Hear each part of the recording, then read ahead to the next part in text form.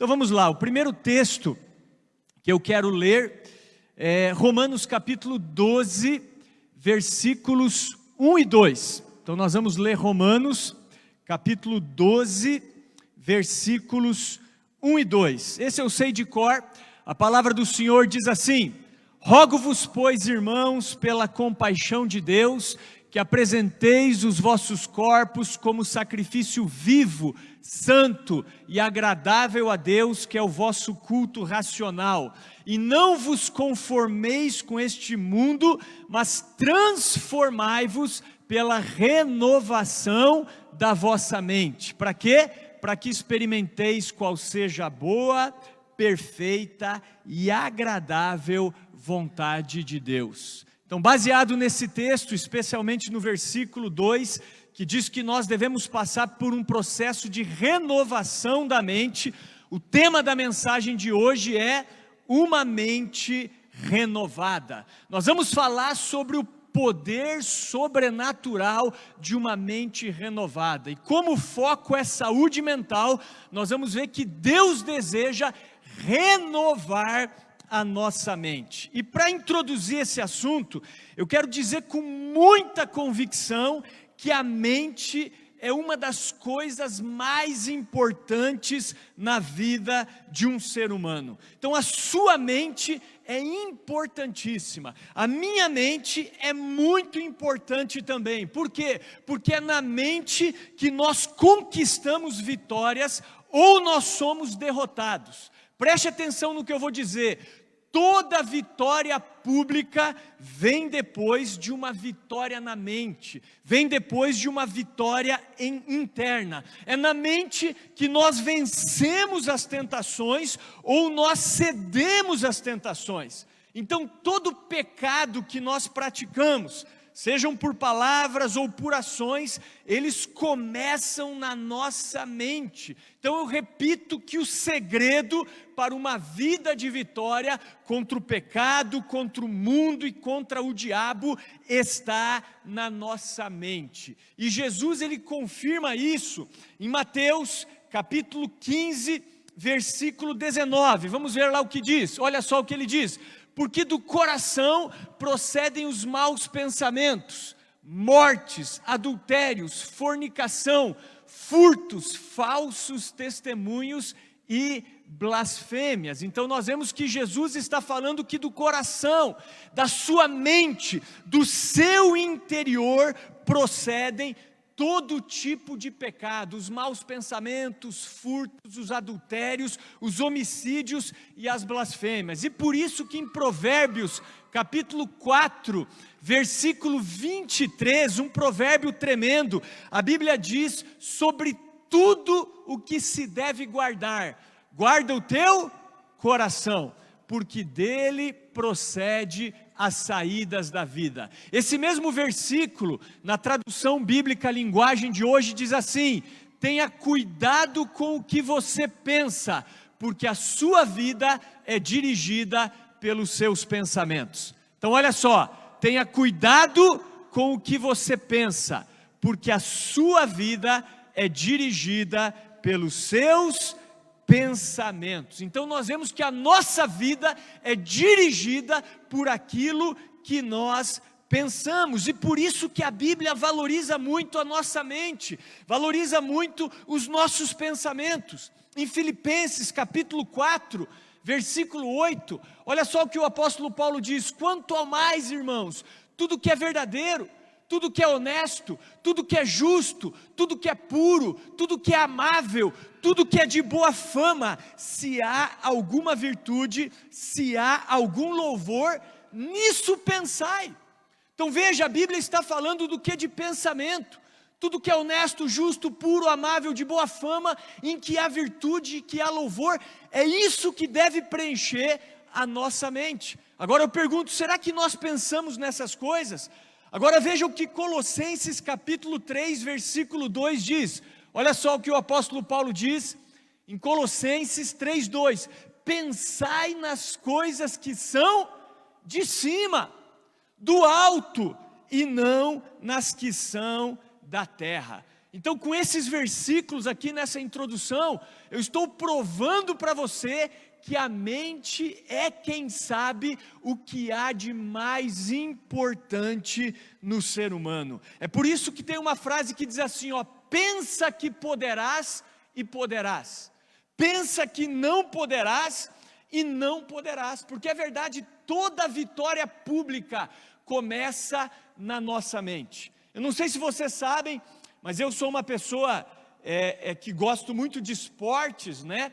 E vendo documentários esportivos e ouvindo sobre isso, certa vez eu ouvi um comentário do Michael Jordan, né? E o Michael Jordan, conta-se que certa vez ele foi entrevistado por uma repórter, e ela perguntou: Michael, qual é o teu segredo? Como você consegue decidir tantos jogos nos últimos segundos pelo teu time, pelo Chicago Bulls, né? Então vocês conhecem, sabe quem é o Michael Jordan, né, pessoal? Na época, hoje ele é aposentado.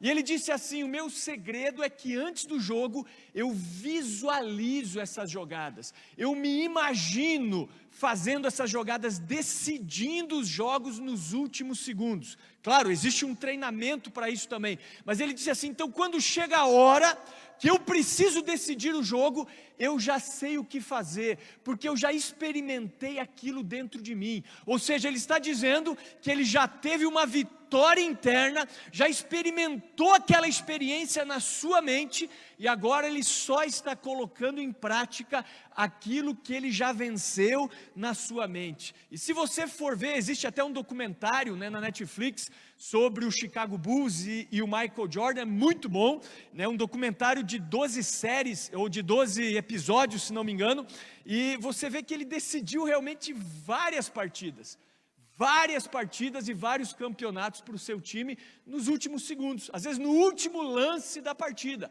Ele errou também, mas em grande parte das decisões ele acertou. Então eu afirmo com convicção que a mente é talvez o que há de mais importante no ser humano, e por isso a importância de nós falarmos sobre saúde mental nesse mês.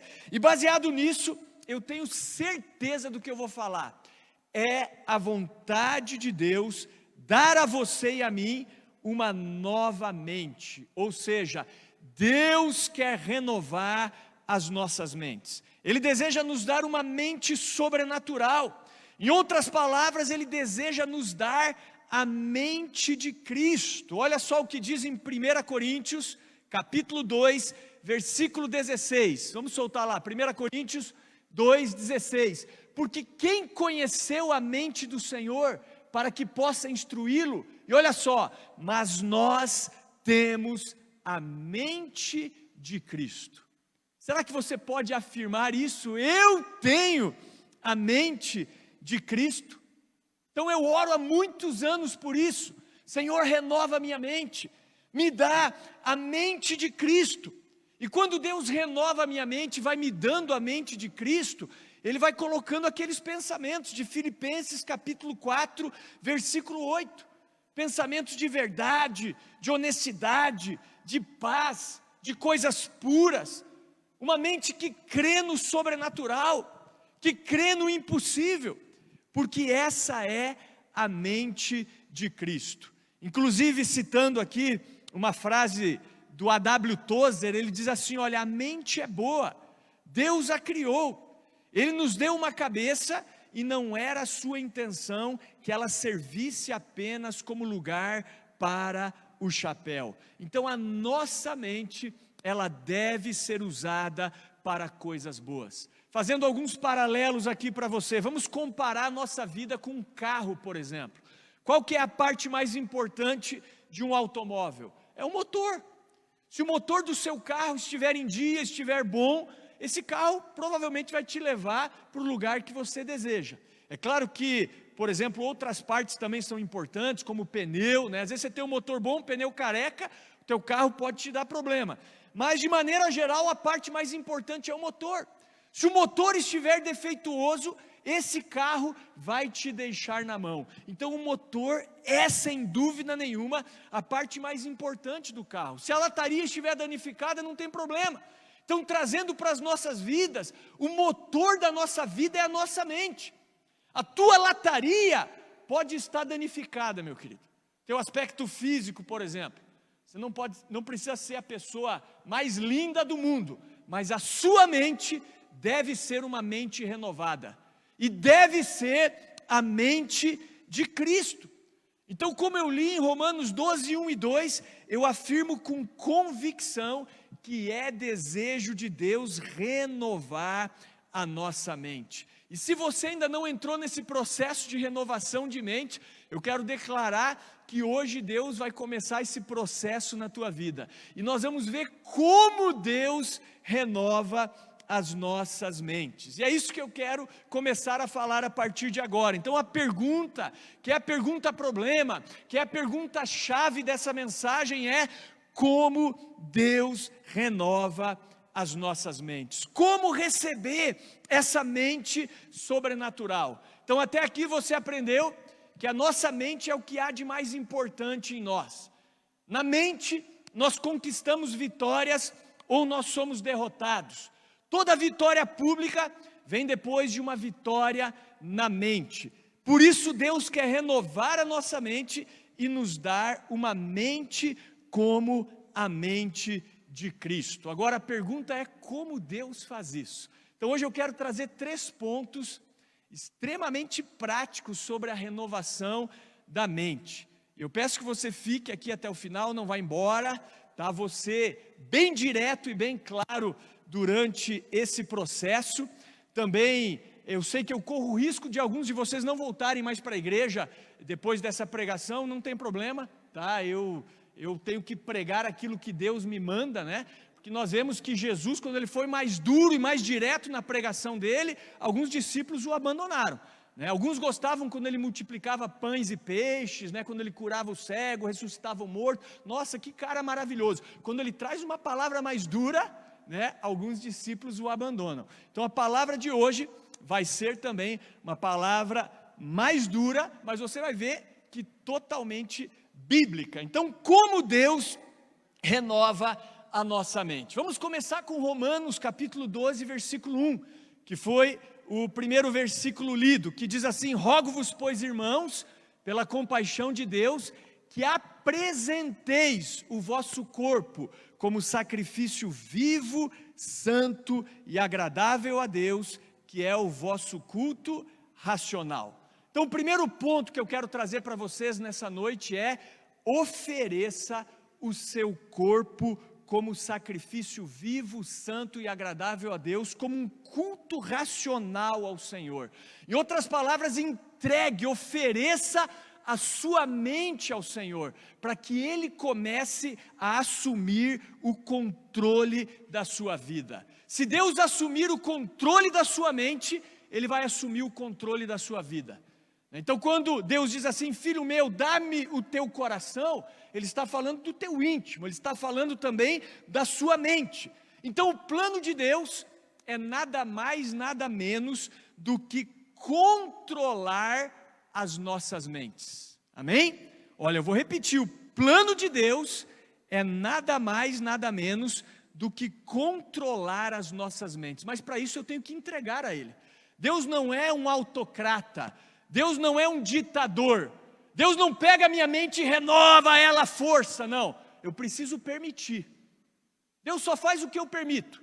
A partir do momento que eu entrego a minha mente a Ele, digo: Senhor, venha controlar a minha mente. Aí sim Ele vai começar a renová-la e transformar a minha mente para que eu tenha a mente de Cristo. Então guarde o que eu vou dizer. Se você fosse um carro, Deus controlaria o seu motor.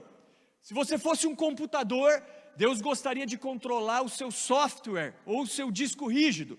Se você fosse um avião, Deus ele gostaria de ser o piloto, Ele gostaria de sentar ali no comando para comandar você. Mas como você é uma pessoa, Deus deseja renovar a sua mente e controlar a sua mente. Se Ele controlar a sua mente, Ele tem poder sobre toda a sua vida, porque a mente é um campo de batalha.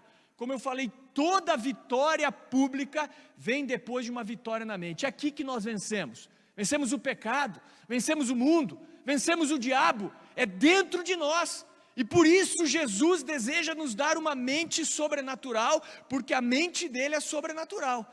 Então hoje o desafio para você que me ouve aqui é entregue a sua mente. Assim como Romanos 12:1 diz, ofereçam os vossos corpos como sacrifício vivo, santo e agradável a Deus, que é o vosso culto racional. Ofereça de maneira racional a sua mente para que o Senhor controle. Eu faço isso praticamente todos os dias. Todos os dias de maneira racional, de maneira intencional, eu ofereço a minha mente ao Senhor.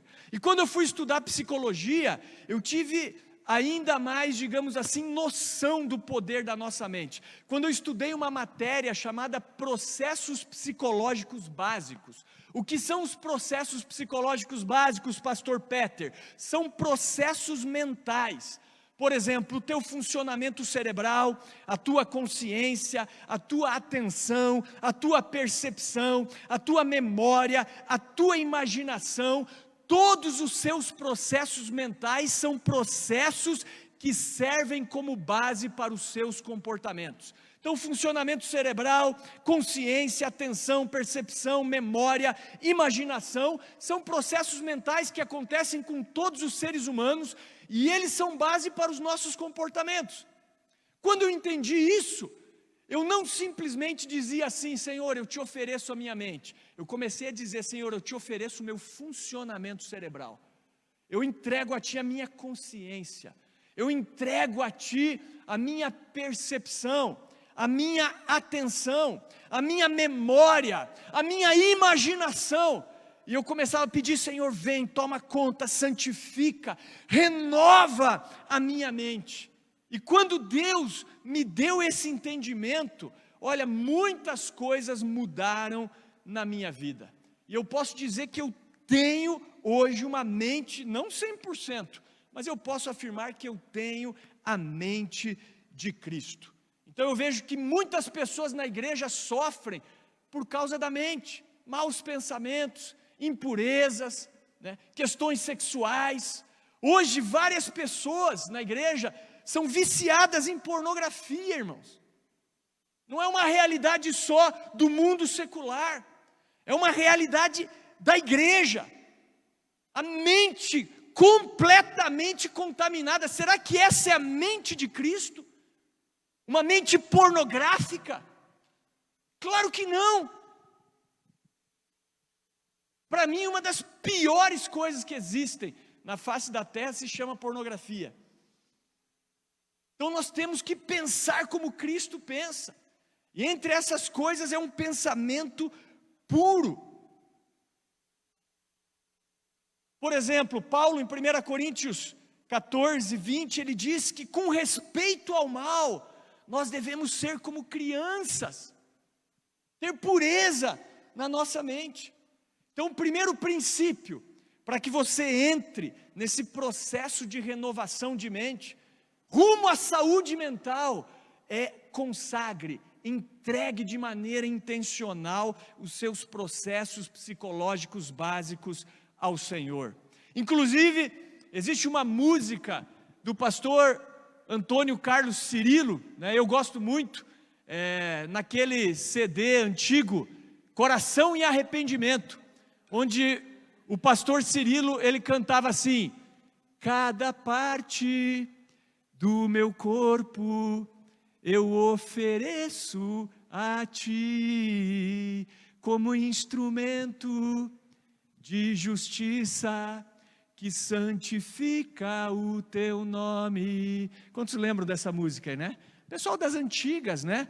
Então o que o pastor Cirilo estava cantando? Ele estava cantando, Romanos 12, versículo 1, cada parte do meu corpo eu ofereço a Ti, como instrumento de justiça, que santifica o Teu nome. Então primeira coisa, ofereça o teu corpo, ofereça a sua mente, os seus processos psicológicos básicos ao Senhor. Estão conseguindo me acompanhar aqui ou não?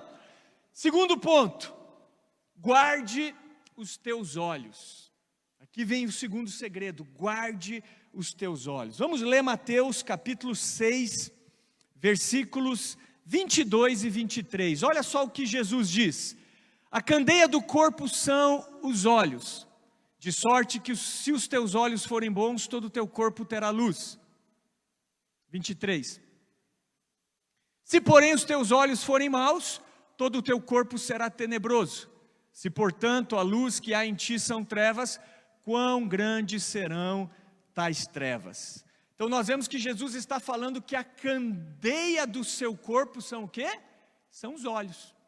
Se os teus olhos forem bons, todo o teu corpo terá luz. Se os teus olhos forem maus, todo o teu corpo estará em trevas. Por que a candeia do corpo são os olhos? Porque aquilo que você vê vai direto para os seus processos psicológicos básicos. Vai direto para a sua memória, vai direto para a sua imaginação, vai direto para as suas sensações, para a sua percepção, vai direto para a sua mente. Então, se eu quero uma mente renovada, se eu quero uma mente como a mente de Cristo, eu preciso guardar os meus olhos. Então, nessa passagem, Jesus está dando um segredo importantíssimo para a saúde mental, para uma mente sadia, para uma mente sobrenatural. E o segredo é: guarde os seus olhos, porque os olhos são a lâmpada, a candeia que ilumina todo o nosso corpo. As imagens que os nossos olhos captam vão direto para a nossa mente. Então, por que às vezes nós não vivemos Filipenses 4:8? E por que os nossos pensamentos não são verdadeiros, não são honestos, não são justos, não são puros, não são amáveis, não são de boa fama, não são de louvor? Por quê? Porque nós estamos permitindo que entrem impurezas, mentiras na nossa mente. Então, meu querido, se você deseja uma mente sobrenatural, uma mente como a mente de Cristo, guarde os teus olhos. Guarde os teus olhos. Jesus foi extremamente radical nesse ponto. Vamos ver, Mateus capítulo 5, versículo 29, olha só. Portanto, se o teu olho direito te escandalizar, arranca-o e atira-o para longe de ti, pois te é melhor que se perca um dos teus membros do que seja todo o teu corpo lançado no inferno. Que radicalismo, irmãos! Ele está dizendo: se o teu olho direito te faz pecar, arranca ele. É melhor você ir para o céu cego do que todo o teu corpo ser lançado no inferno. Pastor, você está falando para eu furar meu olho, arrancar meu olho? Não literalmente, literalmente não. Jesus não está falando para você fazer isso de maneira literal, mas Ele está falando para você ser uma pessoa radical. Ele está dizendo: afaste os teus olhos de todo o mal, porque aquilo que você vê vai para os teus processos psicológicos básicos. E é melhor você entrar no céu caolho ou cego do que todo o teu corpo ser lançado no inferno. Então ele está dizendo que aquilo que você vê pode te lançar no inferno. Estou falando alguma besteira aqui ou não? Nossa, Peter, que radical. Não, Jesus falou isso, irmão, não fui eu. Me perdoe, só estou pregando a palavra. Mas eu conheço um jovem que viveu esse princípio radicalmente, se afastando de tudo que o levava a pecar, os seus olhos de todo tipo de impureza, né? Se afastou de relacionamentos carnais, de programações impuras, de filmes, de músicas que contaminavam a sua mente. Em alguns meses ele estava com a mente totalmente diferente. É um preço que nós temos que pagar. É um preço. Depois a gente conversa. No final lá a gente conversa. Vocês estão me entendendo? Então quer ver? Vamos lá para Provérbios, que é um livro que eu gosto bastante, né? Provérbios capítulo 4, versículos 25 a 27. Olha só. Os teus olhos olhem para frente, e as tuas pálpebras olhem direto diante de ti. Pondera a vereda dos teus pés, e todos os teus caminhos sejam bem ordenados. Não declines nem para a direita nem para a esquerda, retira o teu pé do mal. Então nós vemos que o autor de Provérbios está dizendo: ei, olhe sempre para frente, tenha cuidado com aquilo que você vê. Agora olha Provérbios capítulo 17, versículo 24. Eu gosto muito desse provérbio, olha só. No rosto do entendido se vê a sabedoria, mas os olhos do tolo vagam pelas extremidades da terra. Olha só, a segunda parte aqui que eu destaco, os olhos do tolo, eles vagam pelas extremidades da terra. Então o que o autor de Provérbios está dizendo aqui? Que o sábio, ele mantém a sabedoria à vista, ele cuida com aquilo que ele vê, mas o tolo não tem cuidado, e os olhos do tolo vagueiam até os confins da terra. Ah, tem algo que me chamou a atenção aqui, eu vou olhar. Algo que me chamou a atenção ali, eu vou olhar. Eu estou assistindo, né, um filme, opa, começou algo que começa a despertar alguma impureza em mim, mas não tem problema. Não tem problema. E aí o diabo vai nos cozinhando, né, como você cozinha um sapo, você sabe, né? Se você jogar um sapo na água fervendo, ele pula. Mas se você colocar ele na água fria e for esquentando devagarinho a água, você cozinha o sapo. E é assim que o diabo vai fazendo conosco, vai entrando devagarinho. Então lá em casa nós somos radicais, né? Começou ali algo, a gente é bem criterioso com o que a gente vê, inclusive na televisão, mas começou algo que não é legal, tira, desliga, vamos fazer outra coisa. Está no cinema, levanta, vai embora. Vai embora. É melhor entrar no céu caolho do que ir para o inferno enxergando bem. O sábio mantém a sabedoria à vista, mas os olhos do tolo vagueiam até os confins da terra. Aí o tolo está na internet, vem algo ali, né, que, puxa vida, não agrada a Deus, ele vê. Vem um e-mail imoral, ele vê. Vem uma imagem pornográfica no grupo do trabalho, ele vê. Sai do grupo, irmão. O que vão pensar de mim, pastor? Não importa. Eu me lembro que um dia eu voltei a rever os meus colegas ali que jogaram comigo nas categorias de base do Curitiba, e os caras começaram um grupo do WhatsApp, né? Eu não durei acho que nem 2 semanas naquele grupo. Quando começou, estou fora. Estou fora.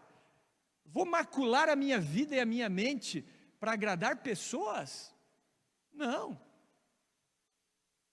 Então o sábio, ele vai manter a sabedoria à vista. Então, meus queridos irmãos, vamos nos disciplinar os nossos olhos para contemplar aquilo que é bom. Olha só o que diz o Salmo capítulo 101, versículo 3, vamos lá. Não porei coisa má diante dos meus olhos, odeio a obra daqueles que se desviam, não se me pegará a mim. Olha só o que o salmista está dizendo, não porei coisa má diante dos meus olhos. E Jó capítulo 31, versículo 1, gosto muito desse versículo também, que diz assim, Jó 31, 1, fiz aliança com os meus olhos, como pois os fixaria numa virgem? Olha só o que Jó está dizendo, fiz aliança com o quê? Com os meus olhos. Então é isso que nós devemos fazer, guardar os nossos olhos. Inclusive esse versículo me chamou a atenção, quando há vários anos atrás, a irmã Ju Paif, que esteve conosco ontem aqui no Café de Empreendedores, ela nos presenteou com um livro intitulado 150 maneiras de paparicar a sua esposa. E eu me lembro que uma das maneiras era você guardar os seus olhos para contemplar somente a beleza da sua esposa. E naquele capítulo citava exatamente Jó 31, 1, fiz aliança com os meus olhos, como pois os fixaria numa virgem, né, ou numa outra mulher? Então você que é casado, você tem que guardar os seus olhos para contemplar a beleza da sua esposa, da sua mulher, é ela que tem que te dar prazer. Então claro, quando eu estou em casa eu não perco tempo, irmãos, né? Eu contemplo mesmo a beleza da minha esposa, contemplo muito, eu falo, é a mulher que Deus me deu, a Bíblia diz, alegra-te, né? regozija-te com a mulher da tua mocidade, sacinte os seios dela. Enfim, é isso que eu faço, irmão, que eu olho, eu elogio, né? Eu falo, desculpe a expressão, eu tenho tesão, entendeu? É verdade, é minha mulher. Agora eu vou pegar o meu olho e vou fixar numa outra? Não. Eu estou falando aqui de questões sexuais, mas você pode trazer para outras áreas. A ganância, a avareza, a inveja, a cobiça, tudo isso começa no olho, com aquilo que nós vemos. Agora, falando de questões sexuais, foi exatamente isso que aconteceu com Davi, né? Já falamos aqui de Davi, quando ele cometeu adultério e homicídio. Ele estava passeando no palácio na época em que ele deveria estar na guerra, e ele não foi disciplinado. Contemplou uma mulher muito bonita tomando banho, não era sua mulher, cobiçou, perguntou quem era, trouxe para o palácio e se deitou com ela. Veja a consequência do pecado de Davi depois. Com certeza, se Davi voltasse atrás no tempo, pudesse fazer isso, ele mudaria o seu comportamento. Então tudo começa com aquilo que você vê. Então, pastor Peter, como renovar a minha mente? Como ter saúde mental? Primeira coisa, ofereça a sua mente ao Senhor. Entregue a Ele os seus processos psicológicos básicos. Segunda coisa, guarde os teus olhos. Então, por que às vezes nós não conseguimos vencer alguns pecados e algumas práticas pecaminosas? Porque a nossa mente está contaminada. E por que a nossa mente está contaminada? Porque a porta está aberta. E qual é a porta aberta? Os nossos olhos. E também os nossos ouvidos, né?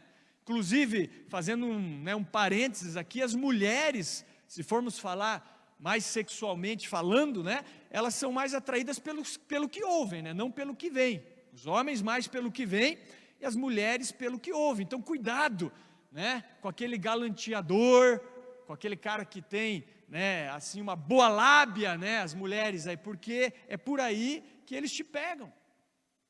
Então nós temos que fechar as portas da nossa mente para o pecado. Presta atenção no que eu vou falar. Aquilo que você pensa determina em muito aquilo que você sente. E aquilo que você sente determina em muito aquilo que você faz. Então é o pensamento determinando o sentimento que determina a ação. Mas aquilo que você pensa é determinado por quê? Por aquilo que você vê, por aquilo que você ouve.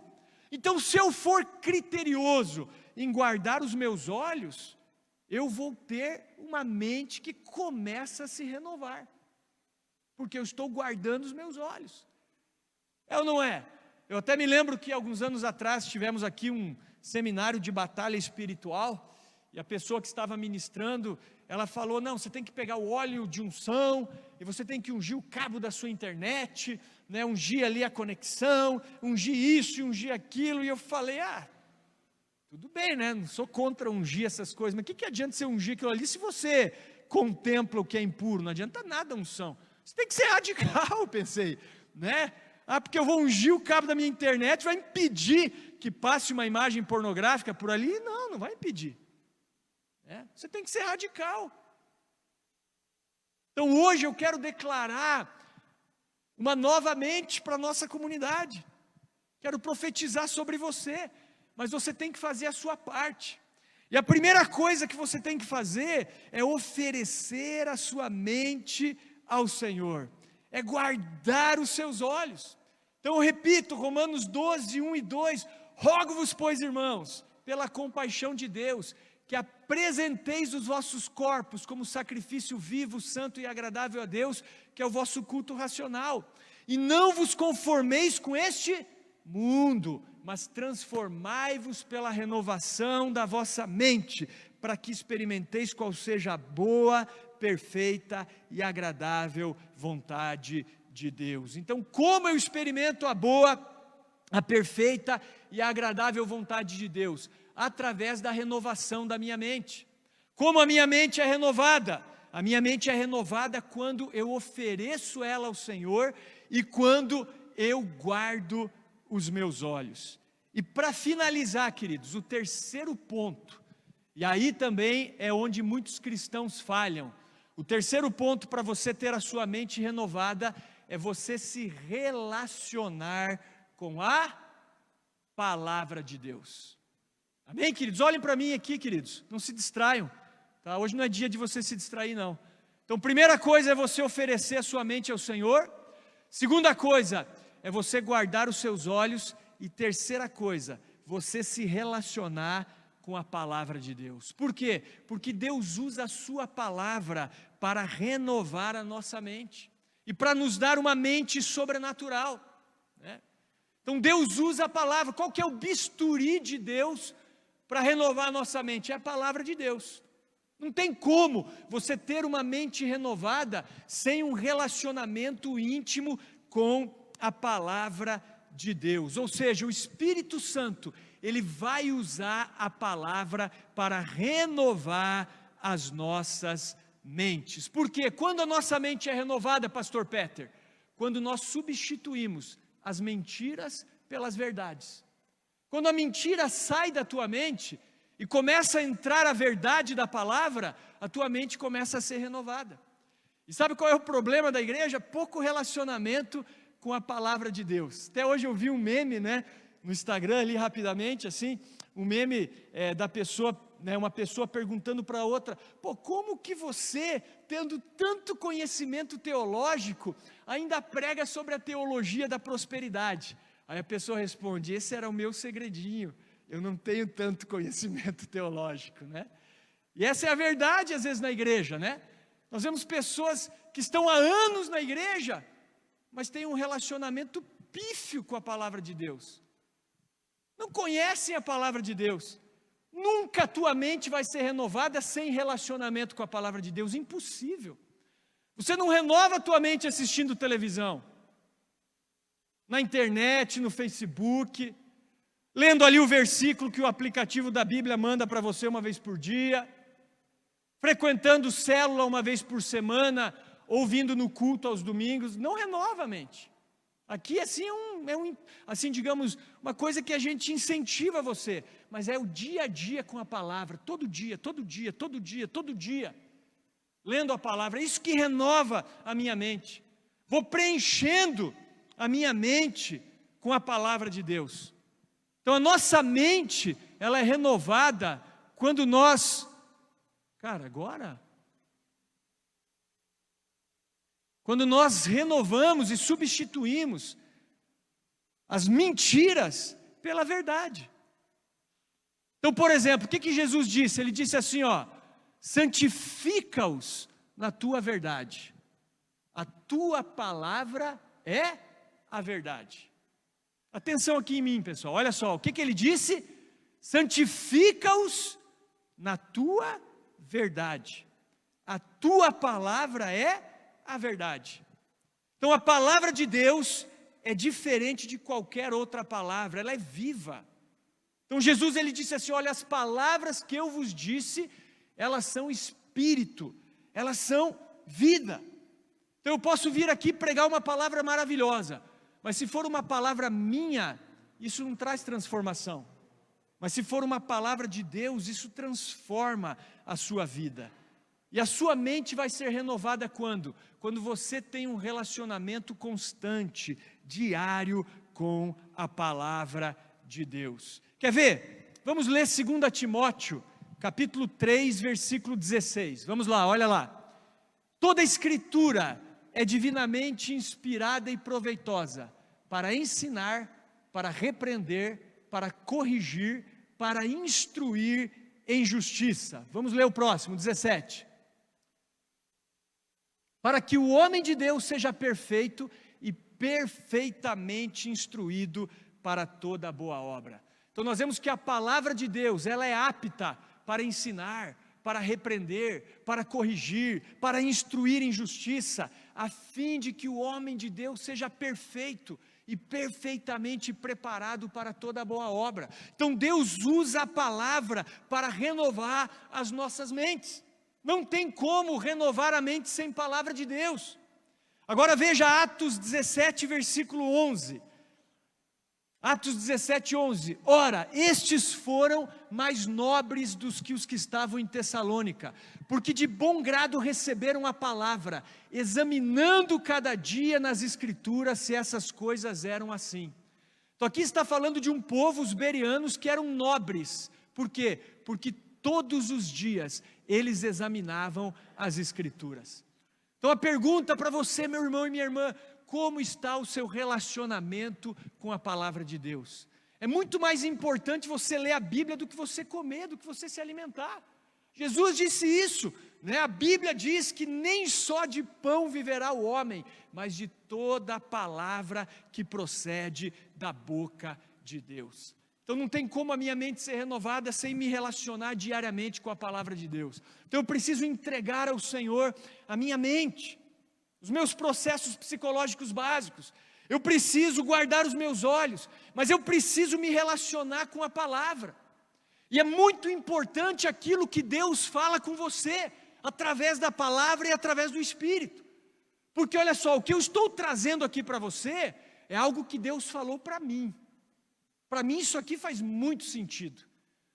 Tudo bem que eu estou baseando tudo que eu estou falando nas Escrituras, né? Mas para mim isso aqui faz muito sentido. Eu vivo isso aqui intensamente, todo dia.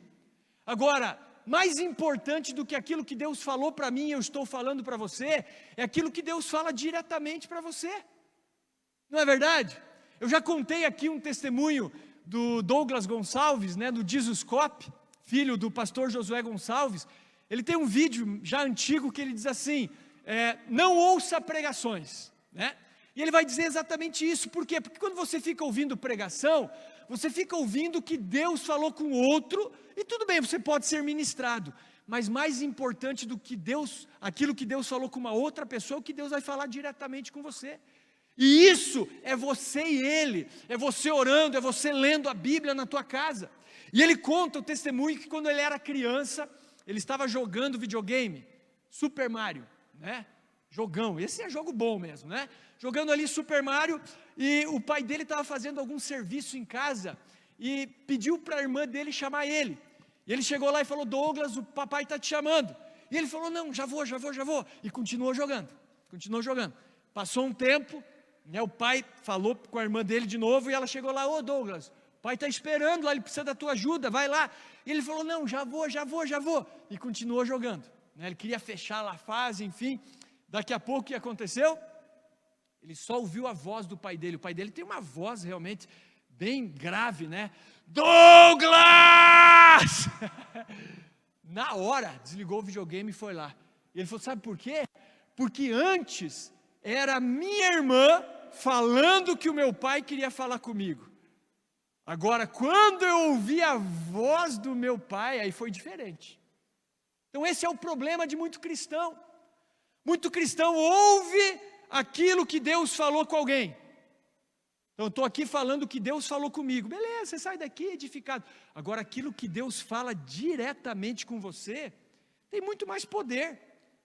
Então nós precisamos manter um relacionamento íntimo com a palavra de Deus. E hoje nós vemos que várias mentiras têm entrado na igreja. É muito comum as pessoas trazerem alguns conceitos que não têm nada de Bíblia. E eles falam como se aquilo estivesse na Bíblia. E muitas doutrinas mundanas têm se infiltrado na igreja.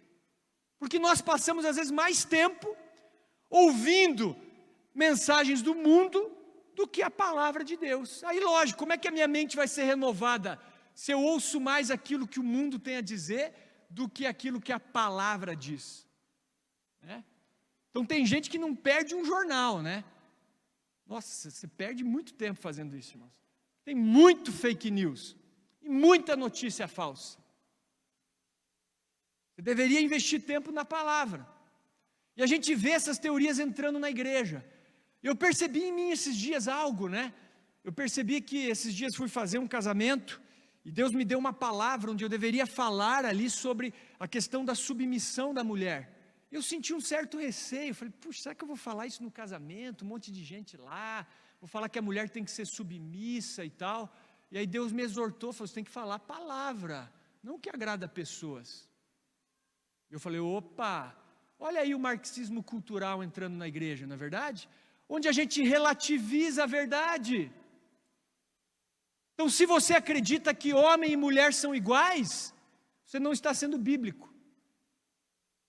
Você está aceitando uma teoria mundana e marxista. Peter, verdade. A Bíblia fala que homem e mulher são iguais a nível de valor. Valor, beleza. Eu não tenho mais valor do que a minha esposa.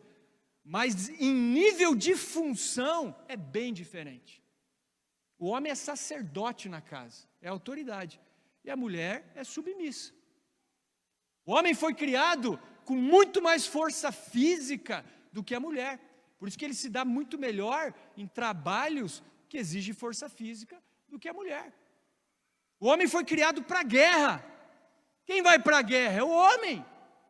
A gente quer direitos iguais, então vai para a guerra, mulher.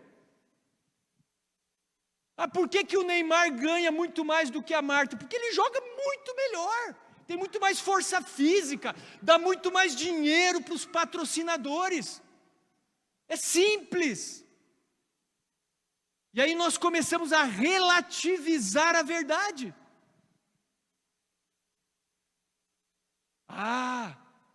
Mas se entrar um ladrão na minha casa e quiser abusar da minha esposa e das minhas filhas, você pode matar? Pode! A Bíblia fala, não matarás, exceto em casos assim. A Bíblia é muito clara que fala que se entrar um cara na tua casa à noite, você não tem visão, não sabe se ele está armado ou não, se você matar, o sangue dele cai sobre ele. Você tem que proteger a tua casa, a tua família. Você não vai falar, eu vou ler a Bíblia para você agora. Não levante, irmão. Sei que alguns estão com vontade de levantar agora. Calma, né? Eu vou orar por você. Não. Jesus falou para os discípulos pegarem espadas. Ó, vocês pegam aí o alforje de vocês, a capa, vende e compra espada, porque agora vocês vão precisar. Jesus falou para eles, vocês vão precisar se defender. Mas por que quando prenderam Jesus e o Pedro cortou a orelha de Malco, Jesus falou para deixar quieto? Porque aquela era uma hora que ele estava se entregando. Ele falou, eu vou me entregar. Então agora não é hora de se defender, mas vocês vão precisar. Ele mesmo fez uso de arma, pegou um azorrague de cordas e desceu o sarrafo nos cambistas ali. Aquilo era uma arma. Eu tenho que me proteger, proteger minha casa, guardar minha família. Tudo isso é bíblico.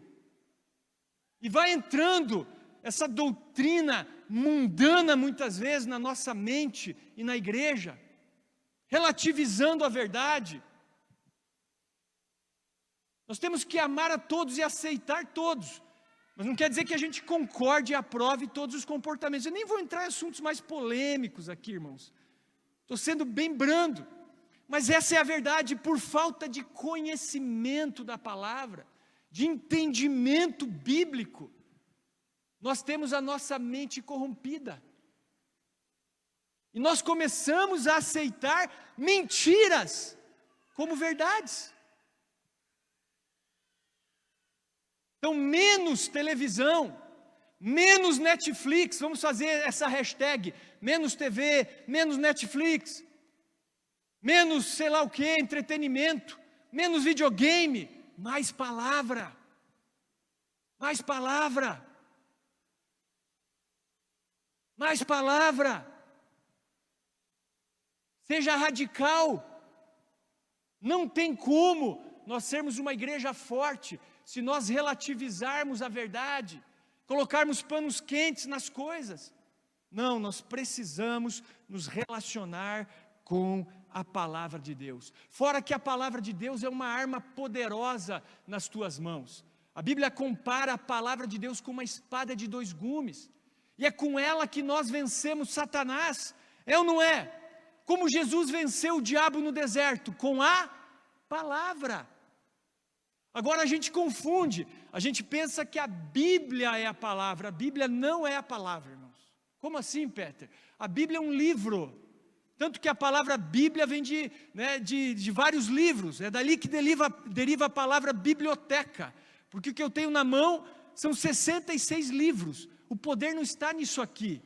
Não adianta você abrir a Bíblia ali na sala da sua casa, no Salmo 91, pensando que esse objeto vai te proteger. Não vai. Eu lembro que um dia eu fiz um aconselhamento com uma pessoa, e ele disse assim: mas pastor, eu pego todo dia a minha Bíblia, eu abro ela, e eu coloco a minha Bíblia no meu coração, eu coloco a minha Bíblia na cabeça, e eu confesso para você que eu senti vontade de rir, porque eu falei, cara, não faz sentido nenhum isso, não tem poder nenhum isso, porque o que tem poder, pastor Peter? Palavra. Então sabe o que tem poder? Quando eu pego a palavra, leio, memorizo, e aí eu começo a ter uma arma nas minhas mãos. Quando o diabo tentou Jesus no deserto, ele tinha a palavra memorizada, está escrito, está escrito, está escrito. Então se você não tem decorado nenhum versículo bíblico, eu não estou falando esses versículos clichês não, tá? Tudo posso naquele que me fortalece. Que versículo que você sabe?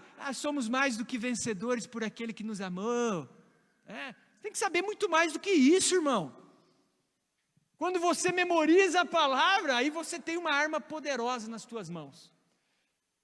Como é que eu fiz para memorizar textos bíblicos, às vezes até capítulos da Bíblia? Escrevendo. Então pôs isso aqui, me importa, começava a escrever. Levava comigo, lia, relia, falava, tentava imaginar, quando eu vi, decorava a palavra de Deus. E aí quando o diabo vem me tentar, o que eu tenho? Eu tenho a palavra. Se você não conhece nenhum versículo bíblico, ou conhece muito pouco, é como se você tivesse um revolvinho de espoleta, entendeu? O que é um revolvinho de espoleta? Pode fazer um pouquinho de barulho, mas não traz resultado nenhum, né? Agora, quando você memoriza versículos e tem a palavra de Deus na tua mente, é como se você tivesse uma metralhadora mesmo. Aí o diabo vem e tenta você, já era, já era.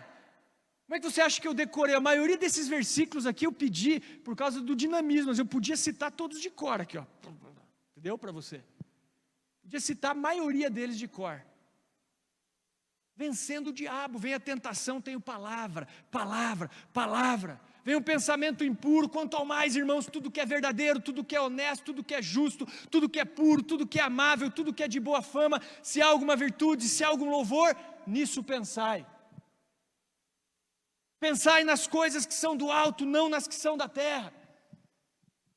E você vai bombardeando e contra-atacando o diabo com a palavra de Deus e renovando a sua mente.